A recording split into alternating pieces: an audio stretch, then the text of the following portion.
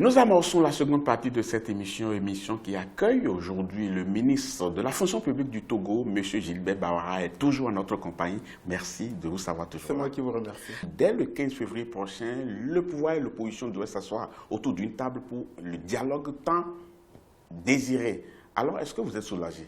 Non, nous n'avons pas à être soulagés. Je disais tantôt que ce qui s'était passé le 19 août 2017 ne peut pas être considéré comme une manifestation ordinaire, comme l'exercice des libertés publiques où des concitoyens, fussent-ils des acteurs politiques, ont cherché juste à exprimer leurs opinions et leurs idées. On a vu que c'était des activités dont les auteurs eux-mêmes ont dit que l'objectif était de s'emparer du pouvoir. C'était une volonté de déstabilisation du pays, une volonté de provoquer. Mais est-ce que vous avez compris quand même ce ras-le-bol qu'ils ont voulu exprimer? Je ne sais pas si on doit appeler ça le ras-le-bol. Je dis que ça procédait d'une volonté de déstabilisation, de provoquer une insurrection, une révolte, je ne sais pas de quelle nature. Et quand vous voyez que ce jour-là, ce qui a singularisé cette manifestation, c'est la volonté d'en découdre avec les forces de l'ordre et de sécurité. C'est les agressions et les attaques d'une extrême violence contre les forces de sécurité, y compris contre des éléments de forces de défense qui assuraient la défense et la sécurité d'édifices publics. D'abord, pour parler de cette manifestation, on a l'impression que vous avez été pris de court parce que vous êtes habitué désormais à ces marches régulières qu'organisait l'opposition. Et pour une fois, vous avez été pris de court. Est-ce que ce n'était pas ça la situation? Non. Pris de court, non. Mais quand vous êtes dans un pays qui aspire à poursuivre sa marche vers plus de démocratie, d'état de droit, vous ne vous attendez pas à ce que quelqu'un qui se dit démocrate se lève un jour pour chercher à déstabiliser les institutions. Bien entendu, on peut. Voilà, la méthode est répréhensible, en cela, nous pouvons être surpris. Nous ne savions pas que les gens étaient encore habités par ce genre de velléité et de volonté. Mais vous devez redouter cela quand même un peu, non? Parce qu'il y a un ras-le-bol qu'expriment les populations. Quand les mêmes personnes sont là depuis longtemps et ne cèdent rien, on a de quoi se poser des questions. Non, vous ne pouvez pas le dire. Le Togo est un pays qui a opéré d'énormes avancées sur le plan démocratique, sur le plan institutionnel. Et quand je regarde la situation dans beaucoup de pays africains, je n'ai pas de raison d'avoir honte d'être togolais, d'être un ministre d'un pays où il y a eu énormément de réformes, énormément d'évolutions. En revanche, c'est vrai, nous ne nous attendions pas à ce qu'un leader ou des leaders politiques s'inscrivent dans cette logique-là de déstabilisation, voire d'un coup de force, mais les réformes dont nous pensions que c'était révolu. Les réformes que vous concédez aujourd'hui, les gens estiment qu'on aurait pu les concéder depuis fort longtemps. Pourquoi vous avez voulu jouer le temps? Non, nous n'avons pas voulu jouer le temps. Mais bien entendu, on aurait pu faire des réformes institutionnelles et constitutionnelles depuis fort longtemps. Nous avons cherché à le faire en juin 2014. Le gouvernement avait adopté un projet de révision constitutionnelle. Malheureusement, ce projet n'avait pas abouti pour un certain nombre de raisons. Et d'ailleurs, c'est à cause de ces raisons-là qui avaient été à l'échec de l'initiative de 2014 que cette fois-ci, nous en avons tiré toutes les conséquences et nous allons faire en sorte que aucun parti politique, aucune tendance, quelle qu'elle soit, n'ait la possibilité ni d'entraver, ni de faire obstruction ou même d'empêcher les réformes constitutionnelles et institutionnelles qui sont amorcées d'aboutir. Monsieur le ministre, je le disais, le 15 février prochain, les Togolais, l'opposition et la mouvance présidentielle vont s'asseoir autour d'une même table pour opérer un dialogue, pour amorcer le dialogue. Mais ce dialogue laisse certains dubitatifs à cause du communiqué laconique, permettez-moi l'expression, que vous avez publié en invitant les uns et les autres à aller au dialogue. Est-ce que vous n'avez pas cette lecture? Ce n'est pas le gouvernement qui a publié le communiqué. C'est les ministres Ghanéens et Guinéens, au nom de leurs chefs d'État, qui s'investissent énormément pour rapprocher les points de vue et pour soutenir le dialogue politique entre Togolais qui ont fait ce communiqué à l'issue d'intenses tractations et conciliabules avec la coalition des 14 partis. Mais est-ce que vous êtes d'accord avec moi que le communiqué manque de beaucoup de précision? Non, ne précise rien du tout. Le communiqué est clair et limpide. Et pourtant, il y a un contre-communiqué de l'opposition qui nuance un certain nombre de choses par rapport à ce communiqué appelant au dialogue. La réaction de l'opposition est une indication forte, à la fois pour l'opinion publique togolaise et pour les observateurs extérieurs, soit de difficultés internes au sein de cette coalition, qui fait que même lorsque certains d'entre eux s'engagent, il est difficile d'aller expliquer aux groupes qui se sont engagés, ou alors on cherche déjà à se donner des arguments et des prétextes pour pouvoir entraver les initiatives futures. Donc, moi, je ne veux pas beaucoup commenter là-dessus. Oui.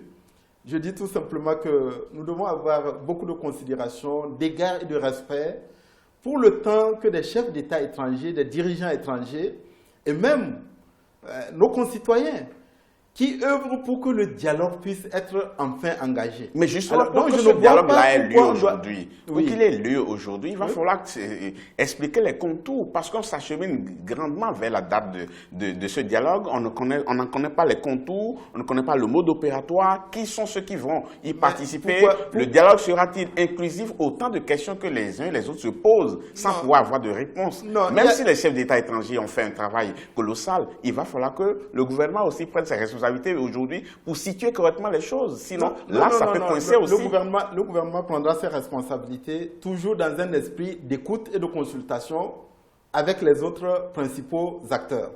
En ce qui concerne l'inclusivité du dialogue, je ne vois pas de raison pour un parti ou une tendance politique d'avoir du mépris vis-à-vis d'autres acteurs politiques. Je pense que l'objectif qui est recherché, de permettre au plus grand nombre d'acteurs politiques de s'exprimer et d'apporter leur contribution sur les réformes dont notre pays a besoin et qui sont déjà engagées, cet objectif-là ne peut pas amener qui que ce soit à dire que par avance, certains seraient disqualifiés pour apporter leurs idées et leurs contributions. Monsieur le ministre, l'opposition exige le retour à la Constitution de 1992 et le départ immédiat du président Faure. Je sais que vous n'êtes pas d'accord pour cela, mais qu'est-ce que vous êtes prêt à concéder? Non, bien entendu. Bien entendu. Ou bien peut-être ça a changé entre-temps. Est-ce que vous êtes prêt à céder à cela? Monsieur Babilas, la meilleure manière d'entraver, de compromettre et d'empêcher l'aboutissement du dialogue, c'est de commencer déjà à ériger des barricades. Non, mais c'est depuis longtemps que ça existait. Ça, c'est une vieille revendication. Nous sommes totalement à l'aise et sereins autour d'une table de discussion. Il faut que les partis aient le loisir et la possibilité de mettre sur la table les points de discussion qu'elles souhaitent. Ça, c'en est qu'il s'agisse du départ du président de la République, qu'il s'agisse de la constitution dite de 92, nous n'allons empêcher personne de mettre sur la table de discussion quelques sujets que ce soit. Nous allons à ce dialogue avec un esprit constructif, avec un esprit d'ouverture, et la volonté de rechercher et de parvenir. Monsieur le ministre, nous autres, nous allons nous accrocher quand même à ce point que nous connaissons déjà. Qu'est-ce que vous proposez à mon édition? Qui soit dans l'intérêt du Togo. Oui, mais ça aussi, vous diront que c'est dans l'intérêt du Togo. Bon, je dis, si j'avais déjà une réponse toute faite et absolue aux questions que vous êtes en train de poser concernant la situation du président de la République, concernant la Constitution de 92, le dialogue serait rendu inutile et tout à fait superfétatoire. Oui, c'est parce que on essaie juste d'anticiper, parce qu'on sait que ça sera des points de blocage. Si déjà on peut... Si je vous annonçais des réponses, le dialogue n'aurait plus besoin d'avoir... Non, ça va rassurer. Donc, je vous dis tout simplement que la majorité présidentielle va à ce dialogue avec un esprit d'ouverture, avec un esprit constructif. Tous les sujets, quels qu'ils soient, que les protagonistes et les acteurs politiques togolais décideraient d'inscrire à l'agenda des discussions, nous les aborderions dans le respect des autres partenaires. Et l'essentiel, c'est de voir où se situe l'intérêt de notre pays. En revanche, il y a un guide, il y a une référence. C'est les valeurs et les principes démocratiques. Et il n'y a plus lieu La d'avoir toute le dernière dialogue. question dans cette émission, vous avez suivi les manifestants, les opposants dans les rues, vous les avez côtoyés aussi dans les discussions pour la mise en place de consensus pour aller au dialogue. Est-ce que vous êtes optimiste par rapport aux positions des uns et des autres? La question est peut-être posée à la mauvaise personne, parce que moi, je ne suis pas de nature optimiste. Même quand ça, votre confiance, votre optimisme ne repose sur rien, non, vous êtes toujours optimiste quand même. Je préfère jouer au Saint Thomas. Je préfère accorder le bénéfice de la bonne foi et de la bonne volonté à mes interlocuteurs. Je pars de l'idée que l'opposition est animée de bonne volonté, qu'elle sera de bonne foi, qu'elle est désireuse d'apporter sa contribution. Et que le pouvoir aussi soit dans la discussion de céder pas mal de choses. D'apporter sa contribution. Oui. Parce que la finalité, c'est quoi? C'est la réalisation des réformes. Le dialogue en lui-même n'est pas une finalité. Si le dialogue a lieu, effectivement, et nous le souhaitons, nous en avons pris l'initiative, c'est une bonne chose. Encore faut-il que chacun soit animé d'un esprit constructif et œuvre pour le bon déroulement et le bon aboutissement du dialogue. En revanche, là où nous devons avoir les esprits focalisés, c'est la réalisation des réformes elles-mêmes. Et c'est le plus important. Monsieur le ministre, c'est sur cette note d'optimisme que nous allons quand même arrêter notre discussion et revenir encore discuter une fois que le débat sera terminé. On va pouvoir quand même décrypter comment chacun s'est comporté, ce qu'on a obtenu vraiment et si est-ce que le dialogue a servi à quelque chose pour tourner définitivement dos au démon de la division et du tiraillement. Merci beaucoup, monsieur le ministre, d'avoir été là pour cette émission. C'était un grand plaisir.